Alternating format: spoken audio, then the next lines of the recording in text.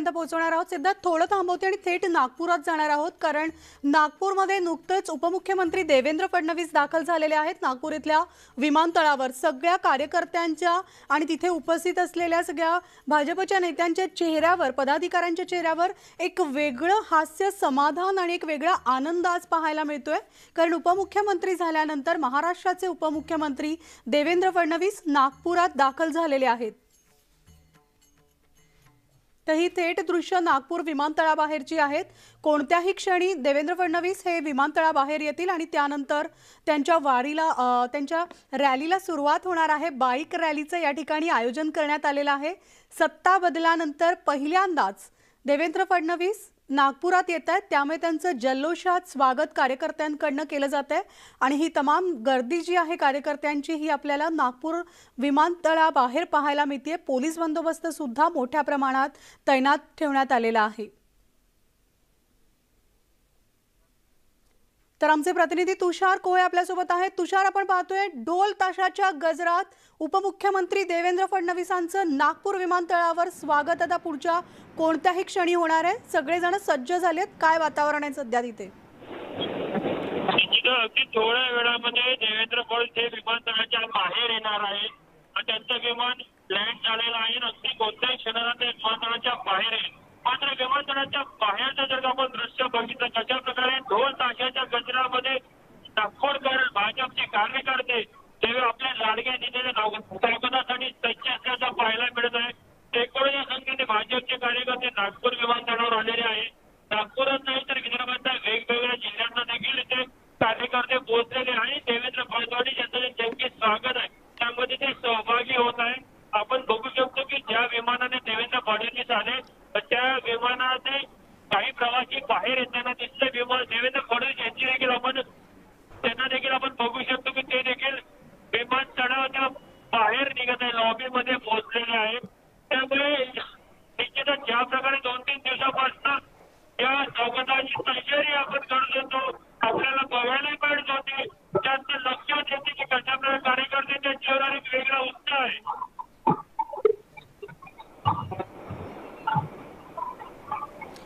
तुषार, तिथल्या कार्यकर्त्यांशी बोलता येईल का, त्यांच्याशी संवाद साधून घेता येईल का? कारण गेल्या कित्येक महिन्यांची ही प्रतीक्षा होती। मी पुन्हा येईन असं देवेंद्र फडणवीस यांच्याकडून म्हणण्यात आलं होतं आणि खरंच देवेंद्र फडणवीस महाराष्ट्र राज्याचे उपमुख्यमंत्री म्हणून आता पहिल्यांदाच नागपुरात दाखल होत आहेत आणि सगळ्या कार्यकर्त्यांचं, तिथे असलेल्या भाजपच्या पदाधिकाऱ्यांचं एक जल्लोषाचं वातावरण जे आहे ते नागपूर विमानतळावर पाहायला मिळतंय। ढोल ताशांच्या गजरासह हे सगळेजण आवर्जून इथे उपस्थित आहेत देवेंद्र फडणवीस यांचं स्वागत करण्यासाठी। काय तिथल्या कार्यकर्त्यांच्या भावना आहेत तुषार?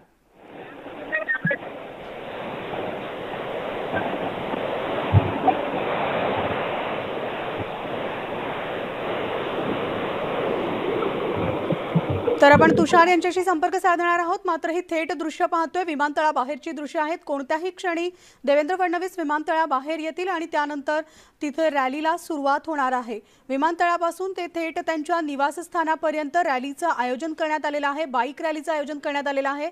शहरामध्ये दुतर्फा भाजपचे झेंडे देखील लावण्यात आलेले आहेत। तर ढोल आपण पाहतोय, ढोल जे आहेत ते नागपूर विमानतळावर वाजवले जात आहेत, जेणेकरून उपमुख्यमंत्री देवेंद्र फडणवीस यांचं मोठ्या जल्लोषात नागपुरात स्वागत केलं जाईल आणि त्यासाठी ही भव्य दिव्य रॅली सुद्धा आयोजित करण्यात आलेली आहे। सगळे कार्यकर्ते, पदाधिकारी विमानतळाबाहेर उपस्थित आहेत आणि प्रत्येक जण आवर्जून अपेक्षा करतोय, वाट पाहतायत ती देवेंद्र फडणवीस यांची, कारण उपमुख्यमंत्री झाल्यानंतर, महाराष्ट्रात सत्ता बदल झाल्यानंतर आज पहिल्यांदाच देवेंद्र फडणवीस नागपुरात येत आहेत।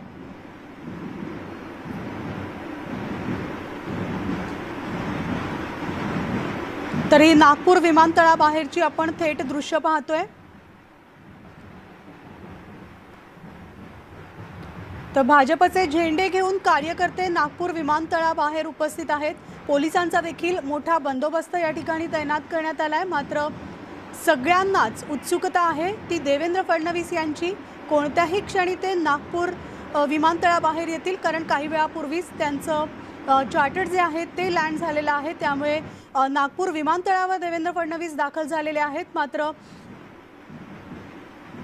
काही वेळातच ते विमानतळाबाहेर येतील आणि त्यानंतर या रॅलीला सुरुवात होणार आहे। जंगी स्वागताचं आयोजन आज नागपुरात करण्यात आलेलं आहे।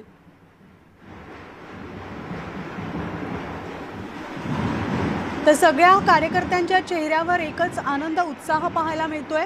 देवेंद्र फडणवीस यांनी जो राज्यामध्ये सत्ता बदल घडवून आणलेला आहे, ऐतिहासिक सत्ता संघर्ष राज्यात गेल्या काही दिवसांपासून सुरू होता आणि त्याला पूर्णविराम देवेंद्र फडणवीस यांनी दिलेला आहे।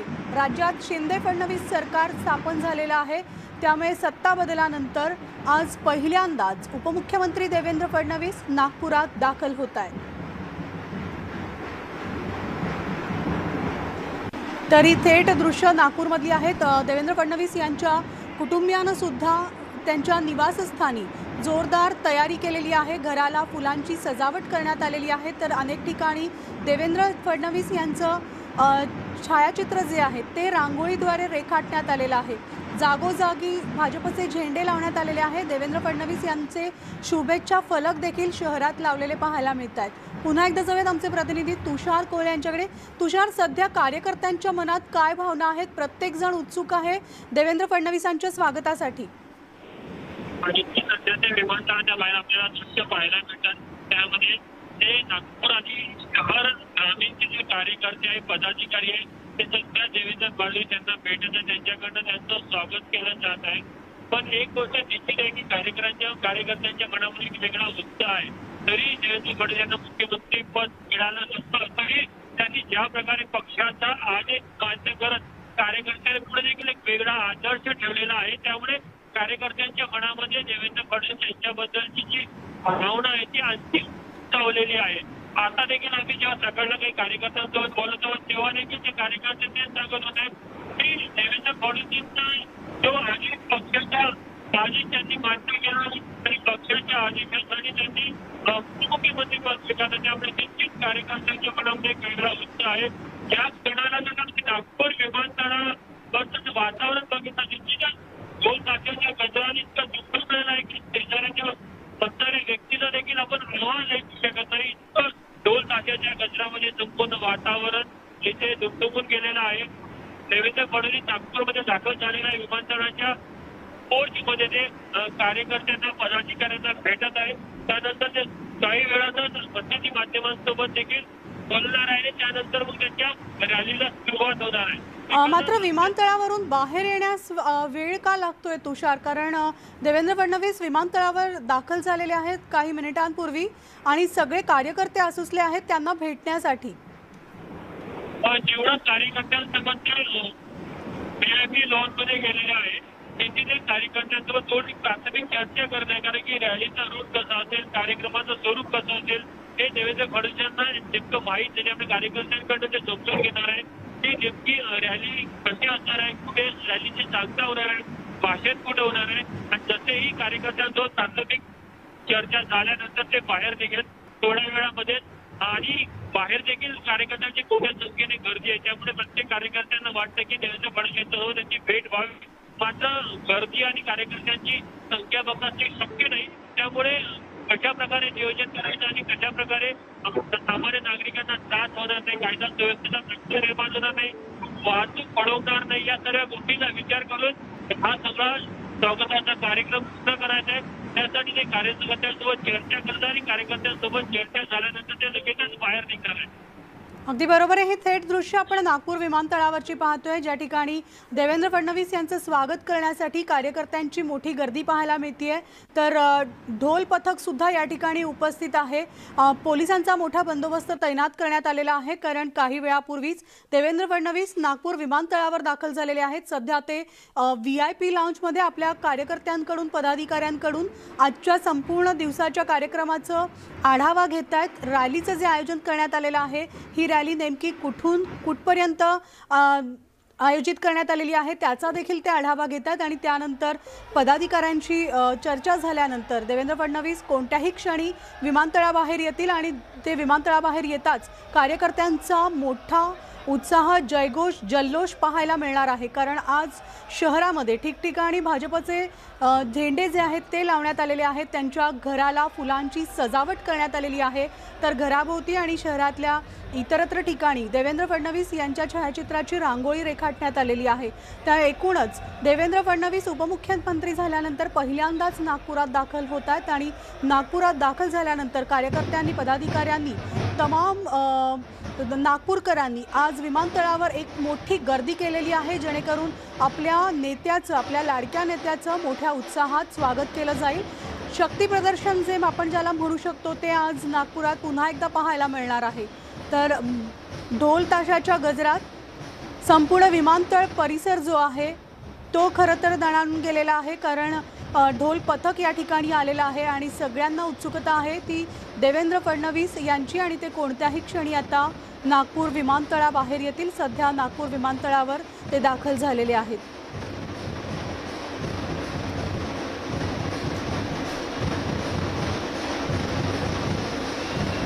तर विमानतळापासून घरापर्यंत मोठ्या बाईक रॅलीचं सुद्धा आयोजन करण्यात आलेलं आहे. आज सगळ्यांचं लक्ष राज्यात लागलेलं आहे ते नागपूरमध्ये देवेंद्र फडणवीस यांच्या स्वागताचं. कारण उपमुख्यमंत्री झाल्यानंतर देवेंद्र फडणवीस पहिल्यांदाच नागपूरमध्ये दाखल होत आहेत. त्यामुळे नागपूरमध्ये त्यांचं जंगी स्वागत करण्यात येत आहे. त्यासाठीची तयारी जी आहे ती कालपासूनच सुरू झालेली होती. देवेंद्र फडणवीसांचं धरमपेठ येथील राहतं घर हे सुद्धा फुलांनी सजवण्यात आलेलं आहे. आकर्षक रांगोळी या ठिकाणी काढण्यात आली आहे. तर काही कार्यकर्त्यांनी देवेंद्र फडणवीस यांचं छायाचित्र काढून रांगोळी रेखाटलेली आहेत आणि त्यांना शुभेच्छा दिलेल्या आहेत. उपमुख्यमंत्री देवेंद्र फडणवीस कोणत्याही क्षणी नागपूर विमानतळाबाहेर दाखल होतील. विमानतळावर त्यांचं जंगी स्वागत करण्यासाठी भाजप कार्यकर्त्यांची ही मोठी गर्दी पाहायला मिळते. तर विमानतळ ते धरमपेठ त्रिकोणी पार्कपर्यंत मोटरसायकल रॅलीचं सुद्धा आयोजन करण्यात आलेलं आहे. संपूर्ण शहरात रस्त्याच्या दुतर्फा भाजपचे झेंडे आणि होर्डिंग्स लावण्यात आलेले आहेत. त्यामुळे भाजपच्या संपूर्ण गटामध्येच भाजपचे इतर नेते असतील, कार्यकर्ते असतील, पदाधिकारी असतील यांच्यात पुन्हा एकदा आपल्याला उत्साह, जोश, आनंद पाहायला मिळतोय. कारण राज्यात जे सत्ता संघर्ष सुरू होता आणि त्याच्या सत्ता संघर्षाचा बदल जो आहे त्याचे मुख्य सूत्रधार हे देवेंद्र फडणवीस होते. देवेंद्र फडणवीस यांनी या सत्ता संघर्षाला शिक्कामोर्तब केलं आणि राज्यात सत्तांतर झालं आणि शिंदे फडणवीस सरकार राज्यात स्थापन झालं आणि त्यानंतर आज पहिल्यांदाच उपमुख्यमंत्री नागपुरात दाखल होत आहेत. मुख्यमंत्री एकनाथ शिंदे आज रखुमाईची विठ्ठल पूजा सुद्धा करणार आहेत.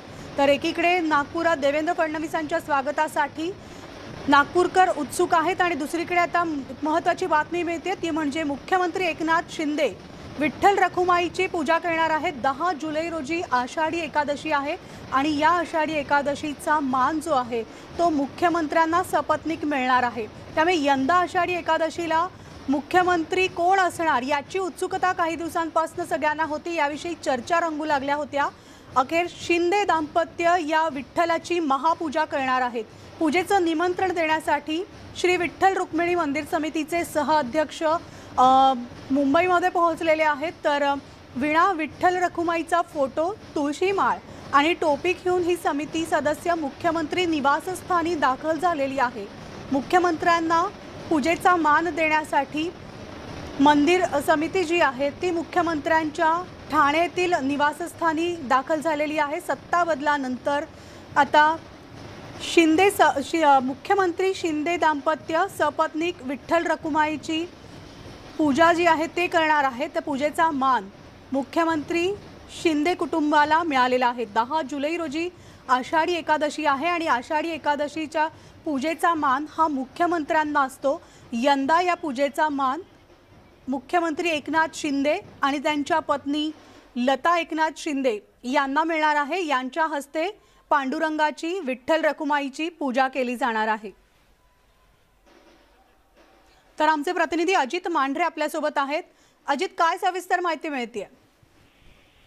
सुवर्णा, मधल्या ज्या राजकीय घडामोडी घडत होत्या या राजकीय घडामोडी दरम्यानच आपल्याला माहिती आहे की वारी देखील सुरू होते आणि आषाढी एकादशीला मुख्यमंत्री जे आहेत ते सहपरिवार जाऊन तिथे पूजा करतात. नेमकं कोण पूजा करणार या प्रश्नाचं उत्तर जे आहे ते 30 तारखेला स्पष्ट झालं. मुख्यमंत्री एकनाथ शिंदे यांनी शपथ घेतली आणि आज मंदिर देवस्थान जे आहे पंढरपूरचं, या देवस्थानचे अध्यक्ष गहिनाथ महाराज औसेकर हे त्यांच्या इतर सदस्यांचं एकनाथ शिंदे यांचं ठाण्याचं जे घर आहे त्या निवासस्थानी पोहोचलेले आहेत. विठ्ठल रुक्माईची मूर्ती, विणा आणि त्यानंतर निमंत्रण पत्र घेऊन ते पोहोचलेले आहेत.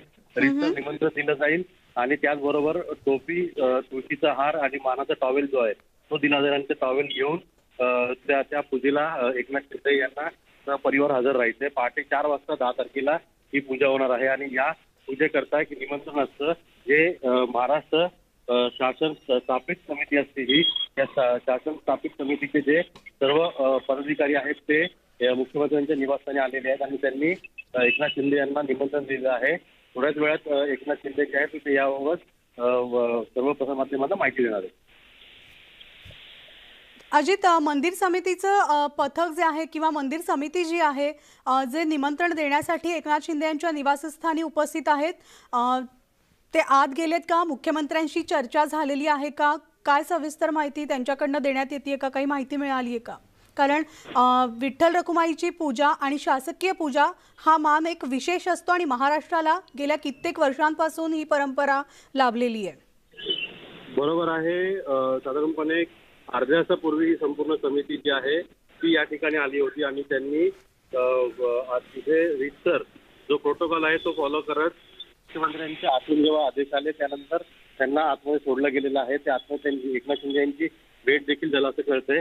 या सगळ्या पार्श्वभूमीवरती त्यांचं निमंत्रण जे आहे ते एकनाथ शिंदे यांनी देखील स्वीकारलेलं आहे. अर्थात हा फार मान असतो पूजेचा आणि या पूजेकरता जो मुख्यमंत्री असतात त्यांच्यासोबतच आणखीन एक व्यक्ती असते जी मंदिरामध्ये सर्वात पहिली पोहोचते, जी सामान्य वारकरी असतो.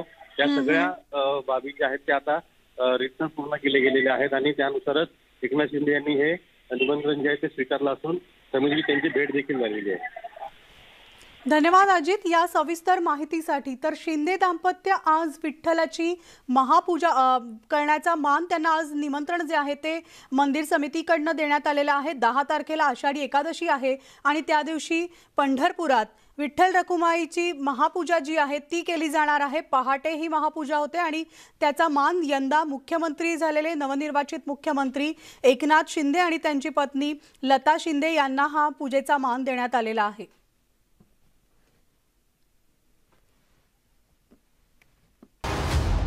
सुरत ते गुवाहाटी, मुंबई ते दिल्ली, कुणाच्या हाती येणार सत्तेची किल्ली. सत्ता नाट्याची प्रत्येक घडामोड सर्वात आधी फक्त न्यूज 18 लोकमतवर.